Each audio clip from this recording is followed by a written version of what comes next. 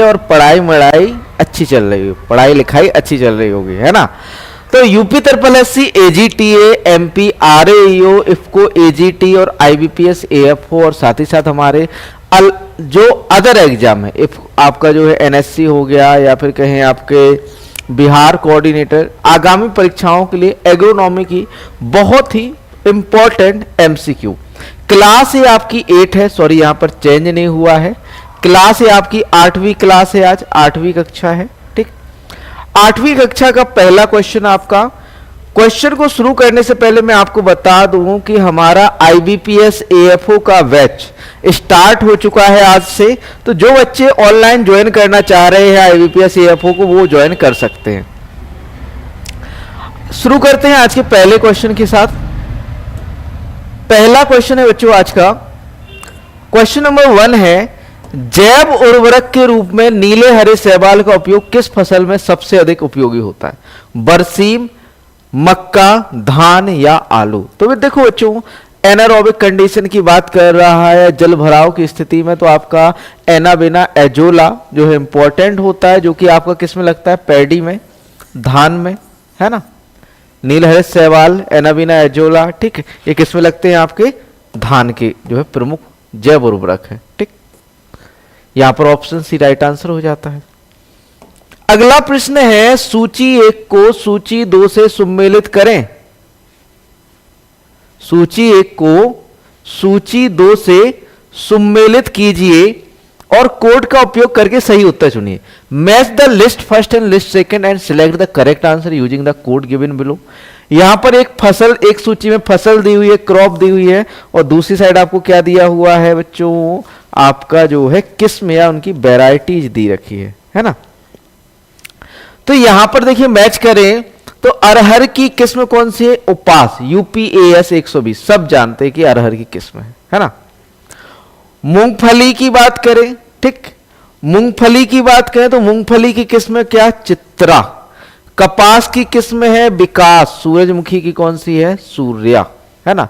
तो यहां पर यदि सही मिलान करके चले तो पहले का 3, बी का आपका जाएगा, सॉरी बी का जाएगा 1 के साथ, सी का 4 के साथ, डी का आपका 2 के साथ। तो यहां पर जो आपका 3 1 4 2 3 1 4 2 इसमें मिल रहा है ऑप्शन सी। तो यहां पर ऑप्शन सी हमारा राइट आंसर हो जाएगा कि नहीं? ऑप्शन सी राइट आंसर हो जाएगा। अब आगे बात करें भाई कपास की वैरायटीज की, तो कपास की वैरायटीज में देखो मुक्ता है ना, विकास तो है ही, मुक्ता लिख लो, मुक्ता किसकी किस्म? कपास की है ना। सॉरी श्यामली, सॉरी विकास कॉमा श्यामली किसकी किस्म है? आपकी कपास की है।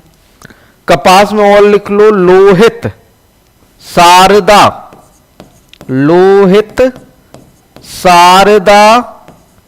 कॉमा लक्ष्मी, ये किसकी किस्में बच्चों? ये किस्में हैं आपकी कपास की, है ना।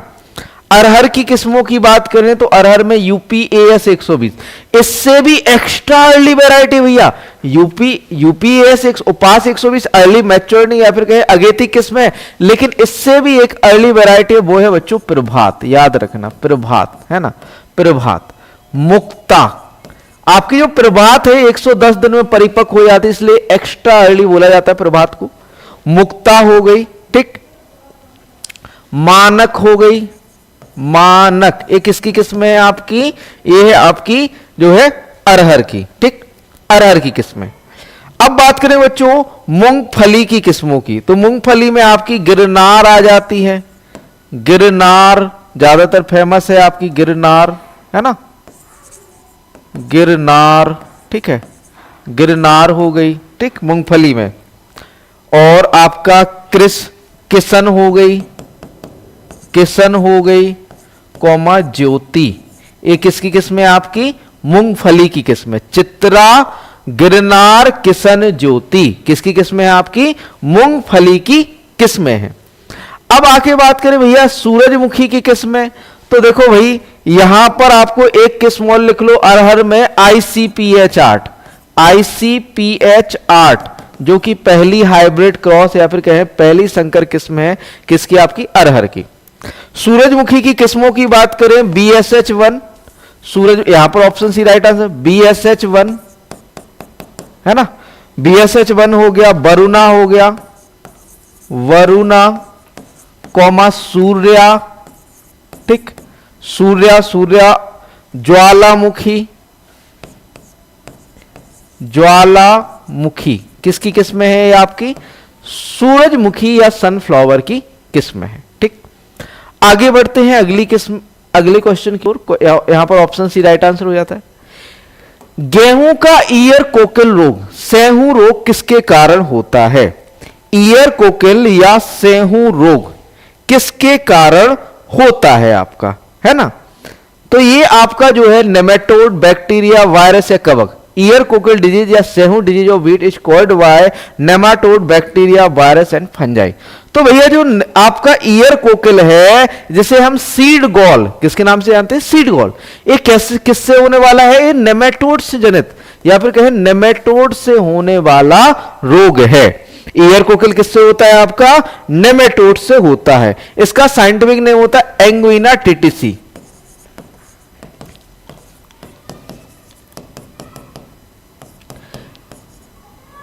एंगुइना टिटिसी, है ना, एंगुइना टिटिसी। और इसकी खोज पहली बार नीधम ने रिपोर्ट किया था। ईयर कोकिल किसने रिपोर्ट किया था? नीधम ने खोज की थी इसकी, नीधम ने, है ना। पहली बार रिपोर्ट किसने किया था? नीधम ने किया था 1743 में। कब बच्चों? 1743 में नीधम ने इसे रिपोर्ट किया था गेहूं में, है ना। हर हर महादेव, सत्यम सारस्वत जी। क्लियर है? इतना क्लियर है बच्चों? आगे चलते हैं अगले क्वेश्चन की ओर। अगला क्वेश्चन देखिए, क्वेश्चन नंबर 4 देखिए। सॉरी, क्वेश्चन पर बढ़ने से पहले आपको बता दें, आपका जो ब्लैक और स्टेम रस्ट है, फंगल डिजीज है, काला और तना रस्ट, पक्सीनिया ग्रेमनी टिटिसी से होता है। ये आपका किससे होता है? कवक से होता है, ठीक। ब्राउन और लीफ रस्ट फंगल है, भूरा है, पत्ती का रस्ट फंगल है, पक्सीनिया रिकंडिटा के कारण होता है। येलो और स्टिप रस्ट फंगल है, पीला या धारीदार रस्ट फंगल, पक्सीनिया स्टेरिफॉर्मिस के कारण होता है। लूज स्मट फंगल, ढीला कंडुआ आपका अस्टिलैगोन्यूडा टिटिसी के कारण होता है।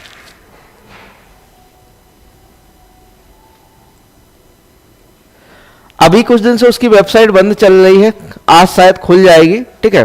तो उसके लिए आप लोग MP RHEO की पोस्ट आई है, RAO की नहीं आई है, RHEO की आई है। कुल 118 पोस्ट हैं, तो उसको आप डायरेक्टली MP ESV सर्च करना तो आपका आ जाएगा एप्लीकेशन, है ना। उसमें प्रोफाइल बनानी पड़ेगी, फिर application form. Karnal want fungal है, करनाल वंट फफूंद से होता है, निवोसिया इंडिका के कारण।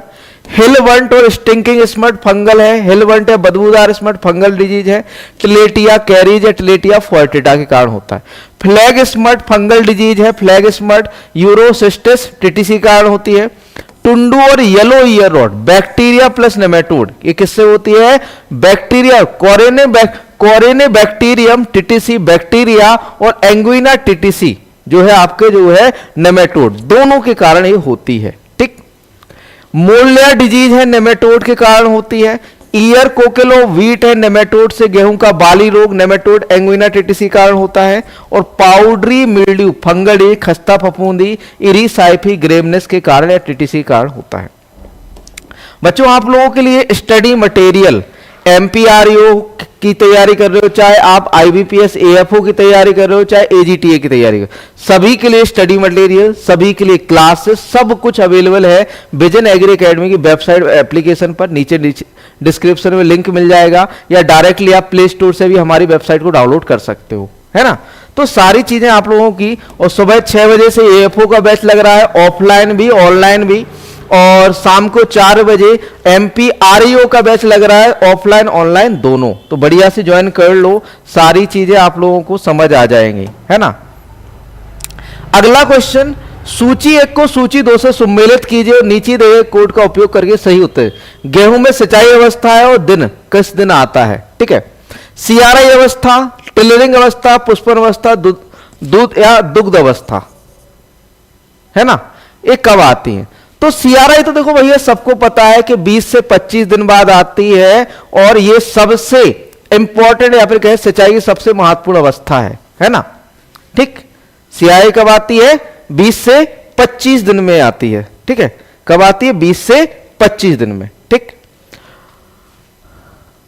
आपका जो टिलरिंग स्टेज है, टिलरिंग स्टेज आती है आपकी कब? 40 से 45 दिन बाद बुआई के, है ना। टिलरिंग कब आती है? 40 से 45 दिन बाद आती है, ठीक है। आपका जो है पुष्पन अवस्था 80 से 85 दिन में आती है और दुग्ध अवस्था आपकी 100 से 105 में। तो यहां पर यदि लेके चले तो आपका 2 4 1 3 2 4 1 3 जो कि आपको सी ऑप्शन में देखने को मिल रहा है, यहां पर आपका राइट आंसर हो जाता है, ठीक। आगे बढ़ते हैं अगले क्वेश्चन की ओर। इरिगेशन स्टेजेस ऑफ व्हीट या गेहूं की इरिगेशन या सिंचाई की महत्वपूर्ण अवस्थाएं लिखी हुई है।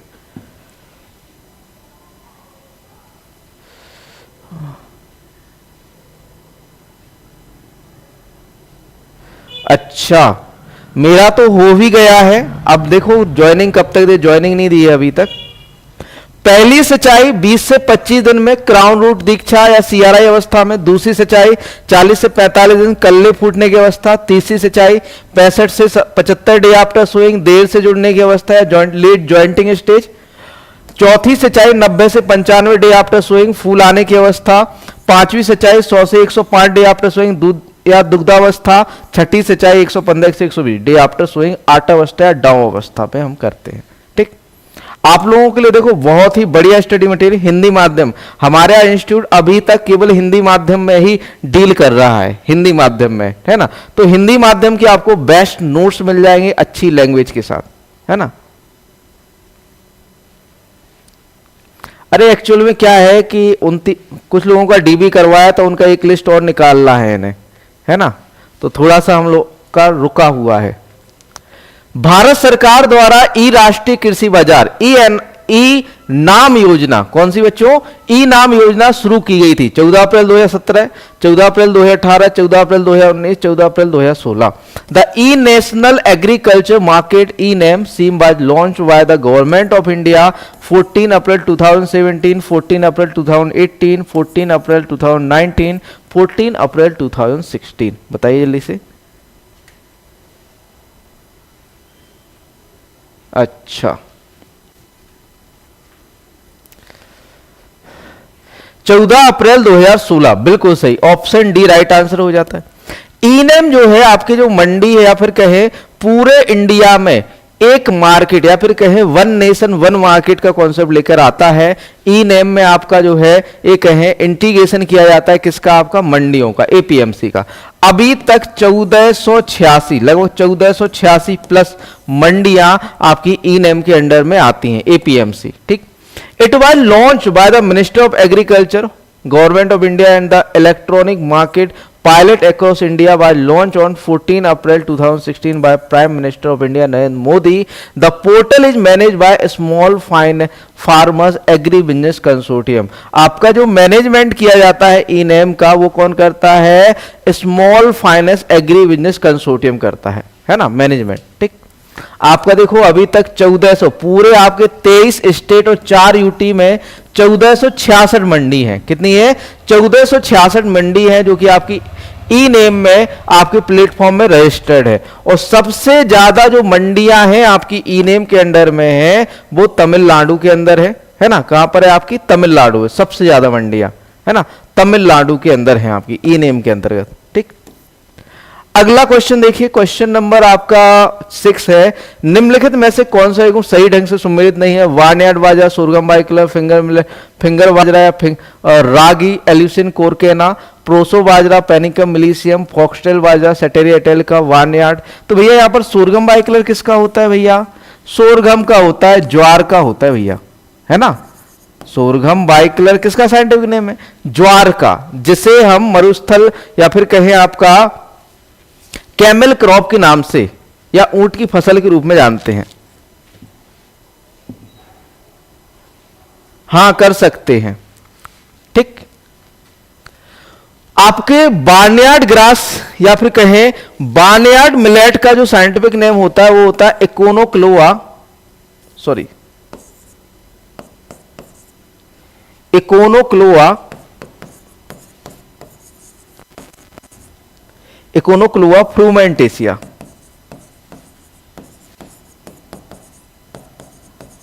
इकोनोक्लोआ फ्रूमेंटेसिया बार्नयार्ड ग्रास का क्या होता है? साइंटिफिक नेम होता है, ठीक।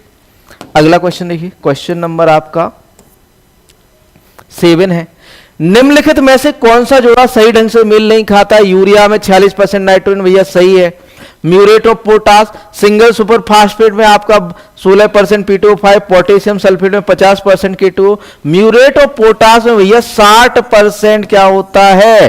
पोटेशियम होता है। मतलब यहां पर बी जो है मेल नहीं खाता है, बाकी सही है ना। बी मेल नहीं खाता, बाकी सही है। अगला क्वेश्चन, शुष्क क्षेत्रों में कृषि अनुसंधान के लिए अंतरराष्ट्रीय केंद्र कहां स्थित है? Kenya, Mexico, Nigeria, Syria. Where is the international centre for agricultural research in the dry area located? Kenya, Mexico, Nigeria या सीरिया। तो भैया जब क्वेश्चन आया था ये सीरिया में था, अब जो है लेबनान के अंदर है, लेबनान के अंदर है ना। इबार्डन लेबनान के अंदर ये स्थित है ना। अगला क्वेश्चन देखिए, क्वेश्चन नंबर आपका है 9। भारतीय कृषि प्रणाली अनुसंधान संस्थान कहां स्थित है? Meerut, Ludhiana, Raipur, Dehradun. Where Indian agriculture system research institute located? Meerut, Ludhiana, Raipur या देहरादून। तो भैया ये कहां पर है? आपका मेरठ के अंदर है। कहां पर है बच्चों? मेरठ के अंदर ये स्थित है। अगला क्वेश्चन, लीजा किससे संबंधित है? अकार्बनिक खेती से, प्राकृतिक खेती, जैविक खेती या शुष्क खेती। तो भैया इसे लीजा को लो एक्सटर्नल इनपुट,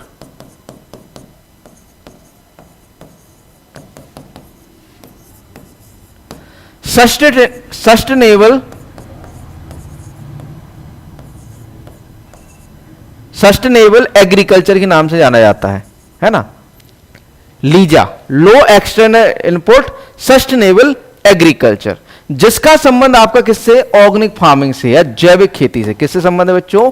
जैविक खेती से। ऑप्शन सी राइट आंसर हो जाता है।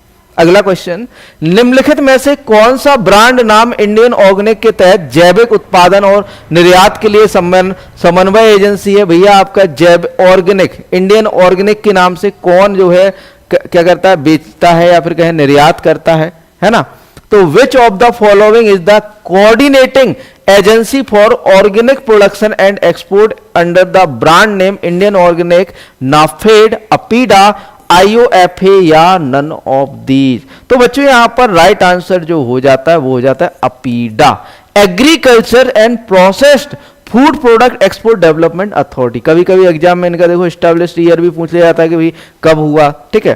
तो ये अपीडा 1986 में आया था। इसका मुख्यालय कहां पर है? आपका नई दिल्ली में है। ये 1958 में आया था। NAFED, national agriculture federation of national agriculture of, confusion हो गया, national agriculture cooperating national agriculture and cooperative marketing federation of India limited. ये नाफेड है 1958। और पिछली साल REO में क्वेश्चन पूछा गया था नाफेड की स्थापना वर्ष, ठीक है। तो इसे याद करना है। अगला क्वेश्चन, करनाल वंट किस फसल की बीमारी है? तो यह करनाल वंट आपकी किस में लगती है? गेहूं में लगती है। और आपका जो है एक्सपोर्ट क्वालिटी को या फिर कहें एक्सपोर्ट क्वालिटी किससे खराब होती है? तो करनाल वंट के कारण खराब होती है। आपसे क्वेश्चन पूछा जाएगा किस रोग के कारण किस रोग के कारण एक्सपोर्ट क्वालिटी खराब होती है? तो आपकी वो है आपका करनाल वंट, है ना, करनाल वंट, ठीक। करनाल वंट की बात करें तो पहली बार करनाल वंट को पहली बार मित्रा ने, किसने बच्चों? मित्रा ने करनाल में देखा था, है ना। मित्रा ने करनाल में रिपोर्ट किया था कब बच्चों? 1931 में। कब? 1931 में मित्रा ने करनाल में रिपोर्ट किया था। किसे? आपका जो है करनाल बंट को। करनाल बंट आपकी जो है seed comma air comma soil borne disease है। मतलब ये कहें कि ये बीज से भी होती है, हवा से भी फैलती है, और एक किससे होती है? आपकी जो है मृदा से भी फैलती है। इसे कैंसर कहा जाता है, कैंसर ऑफ व्हीट कहा जाता है, कैंसर ऑफ व्हीट कहा जाता है। किसे? आपका करनाल वंट को। कैंसर ऑफ व्हीट कहा जाता है किसे? आपको करनाल वंट को। इसके लिए आपको फाउल स्मेल या फिर कहें आपके फिसी या फिर कहें मछली जैसी गंध आती है, मछली जैसी गंध आती है जो कि आपकी ट्राई मिथाइल एमाइन के कारण होती है। ट्राई मिथाइल एमाइन के कारण जो है गंध आती है इसमें, है ना। एमाइन के कारण इसमें क्या आती है? गंध आती है, जो कि फिसी स्मेल जो है कहते हैं जैसे। ठीक, आगे चलते हैं। अगला क्वेश्चन देखिए, ऑप्शन डी राइट आंसर हो जाता है। देश में प्रधानमंत्री फसल बीमा योजना किस वर्ष शुरू की गई थी? इन विच ईयर वाज द प्रधानमंत्री फसल बीमा योजना लॉन्च इन कंट्री? 2016 में। प्रधानमंत्री फसल बीमा योजना कब आई? 2016 में आई। फसल बीमा योजना, देखो एक क्वेश्चन पूछा जाएगा कि भैया फसल बीमा योजना कब शुरू हुई थी? 1985 में। ठीक है। नेशनल एग्रीकल्चर इंश्योरेंस स्कीम कब शुरू हुई थी? ये 1999 में शुरू हुई थी, है ना। फसल या फिर कहें क्रॉप इंश्योरेंस स्कीम शुरू हुई थी आपकी कब? 1985 में। 1999 में आपका जो है नेशनल एग्रीकल्चर इंश्योरेंस स्कीम, और इन दोनों को या फिर कहें इसको फिर बाद में लाया गया 2016 में, इसका नाम कर दिया गया प्रधानमंत्री फसल बीमा योजना, है ना। प्रधानमंत्री फसल बीमा, ऑप्शन सी राइट आंसर। प्रधानमंत्री फसल बीमा योजना की बात करें तो खरीफ 2016 में शुरू की गई और इसे कृषि और एवं किसान कल्याण मंत्रालय द्वारा प्रशासित किया जा रहा है। इसने राष्ट्रीय कृषि बीमा योजना और संशोधित राष्ट्रीय कृषि बीमा योजना MNAIS का क्या लिया है? स्थान लिया है। उद्देश्य की बात करें तो प्राकृतिक आपदाओं, कीटों और बीमारियों के परिणाम स्वरूप अधिसूचित फसलों में से किसी के भी विफल होने की स्थिति में किसानों को बीमा कवरेज और वित्तीय सहायता प्रदान करना, किसानों की आय को स्थिर करना ताकि वे खेती में बने रहें, किसानों को नवीन और आधुनिक कृषि पद्धतियों को अपनाने के लिए प्रोत्साहित करना, कृषि क्षेत्र में ऋण के प्रवाह को सुनिश्चित करना, ये लक्ष्य है आपके। प्रीमियम की बात करें, देखो ये इंपॉर्टेंट पॉइंट होता है कि भाई कितना प्रीमियम हमें देना पड़ता है। तो सभी खरीफ फसल के लिए किसानों द्वारा भुगतान किया जाने वाला केवल 2% है, और सभी रबी फसलों के लिए कितना? 1.5%। मतलब कि जो कुल आपको ये कहें कि लॉसेस है या फिर कहें एक्चुअल रेट है उसका 2% या 1.5%। 2% खरीफ केस में, 1.5% आपका कब देना है? आपको रबी में। और अगर की वार्षिक वाणिज्यिक और बागवानी फसलें उगा रहे हो तो कितना? 5% प्रीमियम देना होगा किसानों को। ये प्रीमियम आपसे पूछा जाता है। अगला क्वेश्चन है, निम्नलिखित में से कौन सा सम्मिलित नहीं है? फसल बीज दर, भैया गेहूं की 100 केजी होती है, उड़द की लगभग 20 केजी होती है, मक्का की 18, सरसों की 5 से 6 केजी प्रति हेक्टेयर होती है भैया। 5 से 6 केजी प्रति हेक्टेयर सरसों की क्या होती है? बीज दर होती है। क्या होती है बच्चों? बीज दर होती है सरसों की 5 से 6। ठीक। और यदि मिश्रित कर रहे हो तो 2 से 3 किलोग्राम प्रति हेक्टेयर मिश्रित के लिए, मिक्स्ड के लिए, है ना। मिक्स के लिए कितना चाहिए? 2 से 3 केजी, है ना। मक्का की बात करें तो 18 केजी सही है। उड़द में बात करें तो भैया उड़द में खरीफ में 12 से 15, खरीफ के लिए 12 से 15 केजी पर हेक्टेयर, है ना। आपका जायद के लिए 20 से 25 केजी पर हेक्टेयर, है ना। और मिक्स्ड के लिए जायद, मिक्स्ड क्रॉपिंग के लिए चाहिए होता है आपका 8 से 10 केजी प्रति हेक्टेयर। 8 से 10 केजी प्रति हेक्टेयर, है ना। ये होगी आपकी जो है उड़द की। आपकी गेहूं और मक्का की आगे दी हुई है तो यहां पर राइट आंसर आपका ऑप्शन सी सरसों हो जाता है। है ना। जैसे आपका सीड रेट ऑफ व्हीट, गेहूं के बीज दर की बात करें तो नॉर्मल सोइंग सामान्य बुआई के लिए 100 केजी प्रति हेक्टेयर, लेट एंड ब्रॉडकास्टिंग के लिए आपका 125 केजी, डिबलिंग विधि से आपका 25 से 30 किलोग्राम प्रति हेक्टेयर, सीड ड्रिल से 80 से 100 केजी, ड्वार्फ वैरायटी की 100 KG, furrow irrigated raised bed में आपका 75 केजी प्रति hectare, line sowing behind the plough हल्के पीछे पंक्ति में बुआई 90 से 100 केजी प्रति हेक्टेयर, सोइंग बाय केरा एंड पोरा मेथड 80 से 100 केजी प्रति हेक्टेयर। ये हो गई आपकी कितनी बच्चों, आपकी जो है बीज दर किसकी, आपकी गेहूं की। आगे देखिए मक्का की बीज दर की बात करें तो मक्का की बीज दर खरीफ के लिए कितना 15 से 20 केजी, संकर मक्का की 25 किलोग्राम प्रति हेक्टेयर, चारे के उद्देश्य के लिए 40 से 50 किलोग्राम प्रति हेक्टेयर, बेबी कॉर्न के लिए 25 केजी प्रति हेक्टेयर और वर्षा आधारित मक्का के लिए 20 केजी प्रति हेक्टेयर क्या रखते हैं हम, बीज दर हम रखते हैं। ये मक्का की बीज दर होगी। क्लियर है इतना? आपका देखो यहीं से क्वेश्चन भी बन जाएगा, कभी कभी बीज दर पूछ लेता है। आगे देखिए निम्नलिखित में से कौन सा सुमेलित नहीं है, मक्का टेसलिंग, तंबाकू टॉपिंग, गेहूं में टिलरिंग, चने में पैगिंग। भैया गेहूं में टिलरिंग होती है, टेसलिंग मतलब मक्का में आपके नर फूलों या टेसल्स का बनना टेसलिंग कहलाता है ना, टेसलिंग कहलाता है। तंबाकू में टॉपिंग मतलब शीर्ष कली को हटाना टॉपिंग कहलाता है। चने में भैया पैगिंग नहीं होता भाई, पैगिंग कहां पर होता है, मूंगफली में होता है, क्रस्ट में होता है आपका ग्राउंड नट में, है ना। तो पैगिंग मतलब आपके गायनोफोर्स का डेवलप होकर पैग या फिर कहें भ्रूण का निर्माण करना, है ना। तो ये आपका पैगिंग कहलाता है, जो कि आपका किस में होता है, मूंगफली में होता है, चने में नहीं होता। तो ऑप्शन डी यहां पर राइट आंसर हो जाता है। ठीक, जैसे रैटून की बात करें तो आपका पिछली फसल के जो स्टबल है या फिर कहें जो डंठल बचा है उसी से अगली फसल लेना क्या कहलाता है, आपका रैटून या पेड़ी कहलाता है। ठीक, पहली फसल की कटाई के बाद उसी फसल के वनस्पतिक भाग से दूसरी फसल लेना रैटूनिंग कहलाता है। ठीक, चावल गहनता प्रणाली किसके द्वारा दी गई भैया, Henri de Laulanie, William God, Pushkar Nath, Milton Whitney. System of rice intensification by developed by Henri de Laulanie, William God, Pushkar Nath या मिल्टन विटनी। बताइए राइट आंसर क्या होगा, ए बी सी या फिर डी। तो भैया एसआरआई चावल की गहनता प्रणाली हेनरी डी लॉलानी ने दी थी, हेनरी डी लॉली ने या लॉलानी ने दी थी। आपकी कौन सी, आपका SRI rice intensification, system of rice intensification, system of rice intensification. इसमें बीज दर की बात करें, एसआरआई में बीज दर की बात करें तो 5 से 6 केजी प्रति हेक्टेयर बीज दर चाहिए होती है। दूरी कितनी रखते हैं, 25 गुणा 25 सेंटीमीटर रखी जाती है।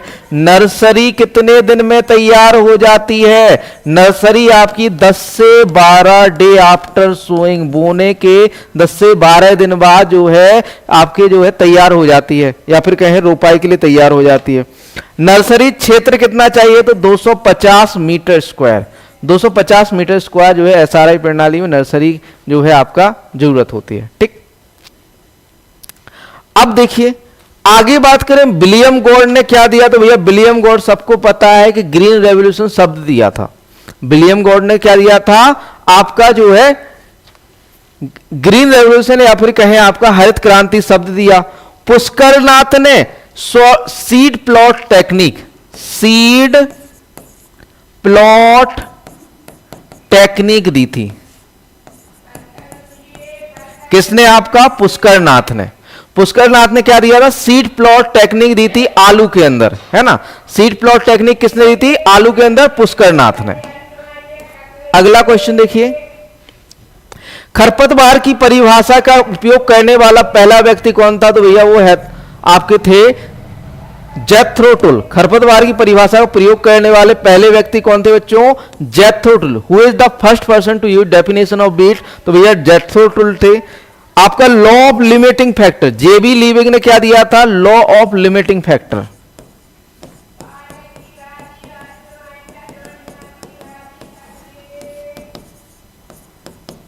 लॉ ऑफ लिमिटिंग फैक्टर दिया था। ठीक, नॉर्मन बोरलॉग विश्व में हरित क्रांति के जनक है ना।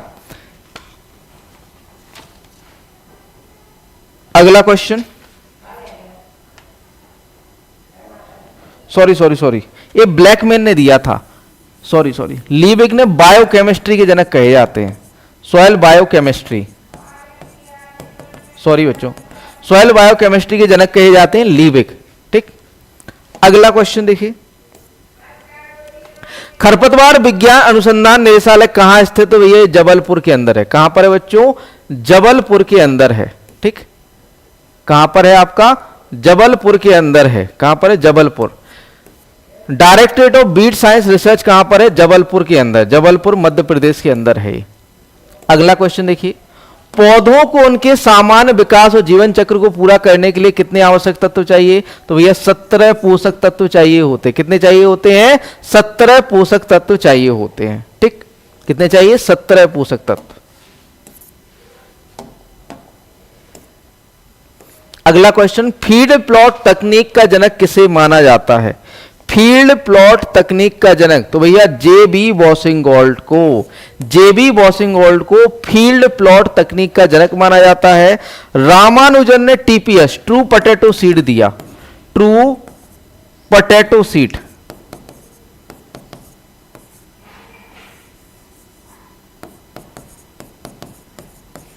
किसने दिया था? रामानुजन ने दिया था। ब्लैकमैन ने लॉ ऑफ लिमिटिंग फैक्टर दिया था, सॉरी, ब्लैकमैन ने law of limiting factor, law of limiting factor किसने दिया था? ब्लैकमैन ने दिया था। ठीक, इसी के साथ ये सेशन आज यहां पर समाप्त होता है। ठीक, आपकी एजीटीए वालों के लिए बढ़िया से प्रैक्टिस सेट है, 50-100 में है, वेबसाइट पे अवेलेबल है, तो आप लोग बढ़िया से देखो, प्रैक्टिस करते रहिए। अब समय पढ़ने का नहीं है, प्रैक्टिस का है। जल्द ही आप लोगों के लिए क्रैश कोर्स भी लेके आने वाले हैं एजीटीए वालों के लिए।